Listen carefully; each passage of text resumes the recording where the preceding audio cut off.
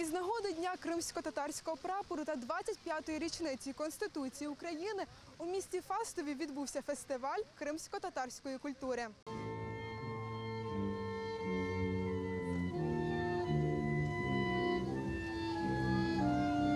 26 червня вже декілька років, а саме з 2010 року, святкуємо, відзначаємо День кримсько-татарського прапору.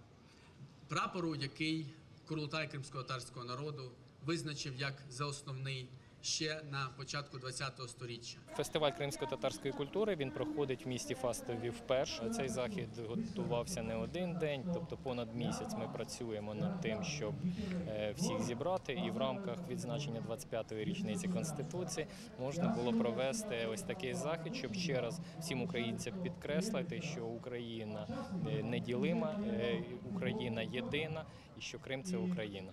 Цього року ми вирішили, що фестиваль кримсько-татарської культури ми проведемо тут і, можливо, ми започаткуємо щорічні фестивалі кримсько-татарської культури, які відбуватимуться в різних містах. Розпочнемо з Фастового, там подивимося. Мені здається, це хороша ідея. У рамках фестивалю організатори провели публічну дискусію на тему «Різнобарвна Україна. Сьогоденні перспективи. Досвід Криму». Розмову про те, як в сучасній Україні живуть різні народи і як твориться саме українська політична нація. Бо от такі події – це, власне, і є елемент такого творення. Тут представлена низка локацій, зокрема, це і мистецькі, це майстер-класи і кримсько-татарської культури, і української культури. Взагалі концепція єднання, вона може спостерігатися на усіх локаціях.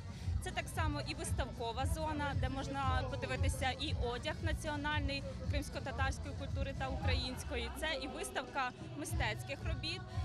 Також дві фотозони в нас представлено і фуд-зона, на якій теж можна скуштувати страви кримсько-татарської та української культури.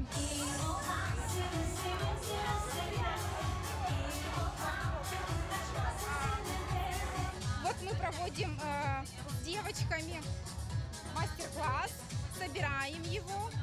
Прикрашати його можна буде самим, тому що все зробити на мастер-класі це дуже тяжело. Я буду виступати, та мені дуже сильно сподобалась оця вся сцена, коли там люди виступають, коли запросили багато людей.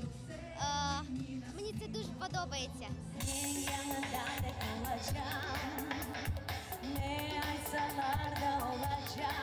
Фестиваль дуже цікавий, тому що тут розміщено дуже багато всяких дитячих кружочків, потім багато виставлено їди, смачної. Концерт дуже цікавий. Сподобалося, як виступала народна артистка.